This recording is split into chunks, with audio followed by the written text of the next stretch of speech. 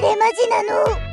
くしゃみって実は自分の意思で止めることができないって知ってた？鼻粘膜が刺激されると起きる不随意運動だから、どんなに頑張っても自力で抑制するのは無理なのよ。要するに膝蹴り反射と同じで、体が勝手にやっちゃう動作なの。しかも面白いことに、筋肉が衰えていくにつれてくしゃみの音が大きくなっていくんですって。